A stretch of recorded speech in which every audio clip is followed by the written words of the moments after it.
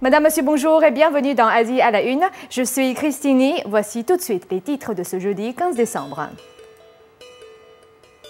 Toujours plus de journalistes emprisonnés en Chine. Éclipse de lune au-dessus de Pékin et Tokyo. Une jeune fille malvoyante réalise son rêve.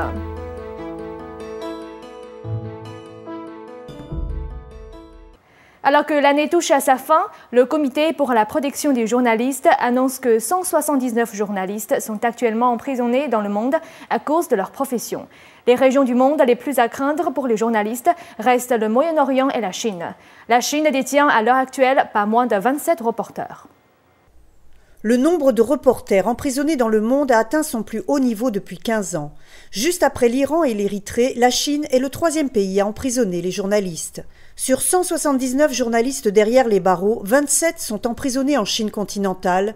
Le nombre réel est sans doute plus élevé, car certains cas peuvent avoir échappé à l'attention des groupes de défense. Hu Jintao a déclaré l'an dernier que la Chine allait progressivement relâcher son contrôle sur la presse afin que les informations venant de Chine soient plus ouvertes. Mais ce n'est pas ce que nous constatons aujourd'hui.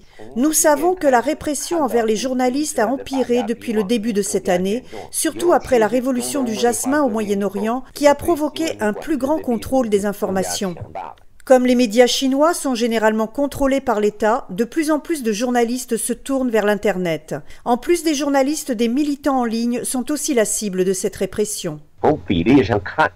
Le nombre de journalistes en ligne arrêtés augmente d'année en année. La chasse interprovinciale, un terme récemment utilisé, se réfère à la chasse de ces journalistes en ligne. Si cette situation continue en Chine, qui va pouvoir surveiller le Parti communiste chinois ? En arrêtant les journalistes, le régime chinois se venge contre les dissidents en leur adressant de fausses accusations, évasion fiscale, possession de drogue, etc.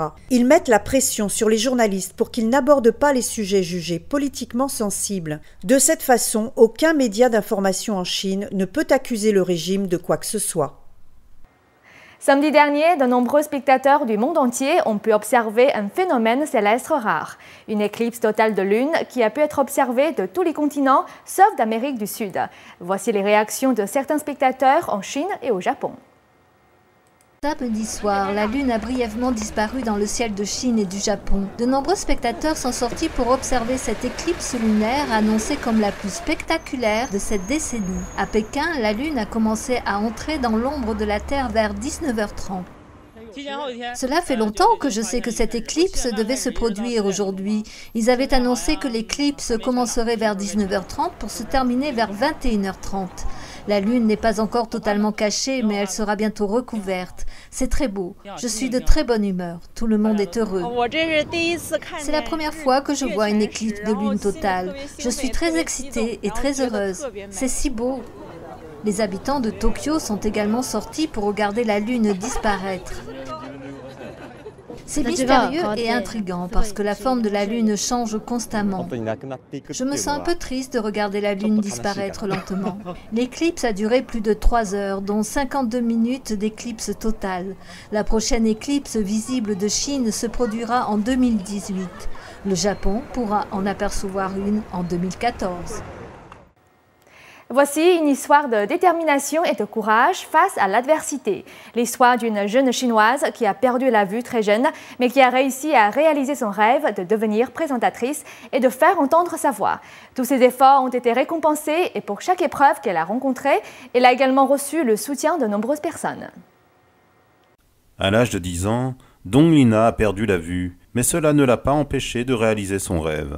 Elle est aujourd'hui présentatrice d'un programme radio. Après avoir perdu la vue, Dong Lina a suivi des cours dans une école pour malvoyants dans la province de Liaoning. Une fois diplômée, Dong Lina a trouvé un emploi dans un salon de massage, mais ce n'était pas vraiment ce qu'elle voulait faire de sa vie.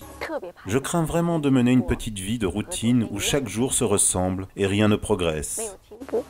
Dong Lina s'est rapprochée de son rêve lorsqu'elle a entendu parler d'un organisme de charité pour personnes malvoyantes qui offrait une formation gratuite de présentateur. Elle a quitté son emploi à Dalian. Elle s'est rendue à l'organisme de charité à Pékin et a pu réaliser son rêve de devenir présentatrice. Dong Lina a dû travailler dur. Elle venait frapper à ma porte tôt le matin. Parfois j'étais encore au lit ou je venais de me réveiller. Elle commençait à pratiquer dès qu'elle entrait dans la pièce. Tout son dévouement et sa détermination ont été récompensés en 2010, lorsqu'elle a participé à la Coupe de Xiaxin, un concours national de récitation. Les personnes malvoyantes sont confrontées à de nombreux défis dans la vie quotidienne, mais sa passion pour la récitation est vraiment très touchante.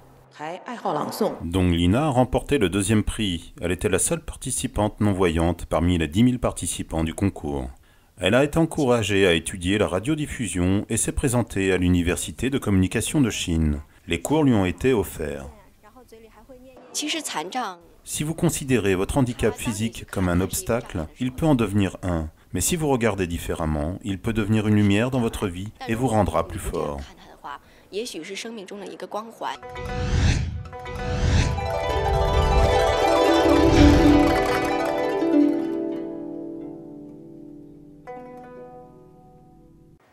Le champion du monde en titre de mémorisation a réussi à défendre sa place lors des championnats du monde à Guangzhou. Cet étudiant de 21 ans a éliminé 120 concurrents au cours de 3 jours de compétition. Cette discipline demande une mémoire hors du commun, mais aussi beaucoup de rapidité et d'endurance. 300. Vendredi dernier, Wang Fen, le champion du monde en titre de mémorisation, a remporté les 20e championnats mondiaux de mémoire à Guangzhou, dans le sud de la Chine, en battant simultanément plusieurs records mondiaux.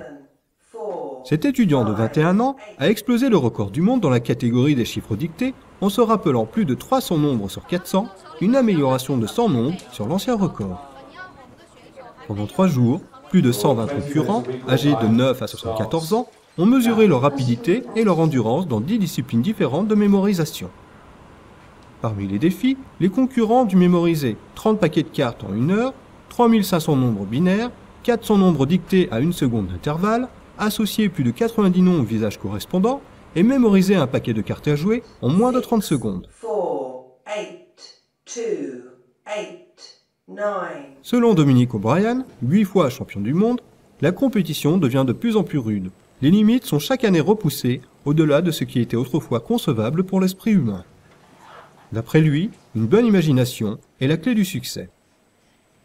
Ça m'a rendu plus créatif, ça m'a ouvert l'esprit, ça m'a donné plus confiance en moi, ce qui n'était pas le cas quand j'étais à l'école. On a trouvé que j'étais dyslexique, je ratais la plupart de mes examens, je n'arrivais pas à me concentrer. C'est ce qu'il faut vraiment savoir bien faire. Il faut avoir une très bonne mémoire pour gagner, il faut aussi pouvoir bien se concentrer. Il y a vraiment des avantages à explorer son imagination et sa créativité. Tony Buzan, cofondateur et président des championnats du monde de mémorisation, n'est pas surpris des énormes progrès dans les compétitions de mémoire ces 20 dernières années. Quand l'esprit s'ennuie, il se débranche, il se met en veille et s'éteint. On nous apprend à ne pas rêvasser, on nous apprend à ne pas faire de commentaires imaginatifs en classe, on nous apprend à s'asseoir et se taire, alors que la mémoire a besoin d'imagination et de pouvoir faire des liens et des associations, de faire de l'humour et d'être joyeux. C'est là qu'il apprend et se met à fonctionner.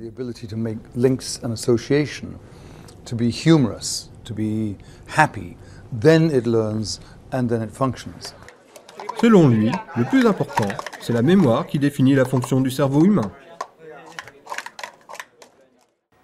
Ainsi s'achève votre journal Asie à la une. Merci de l'avoir suivi et j'aurai le plaisir de vous retrouver demain pour une nouvelle édition.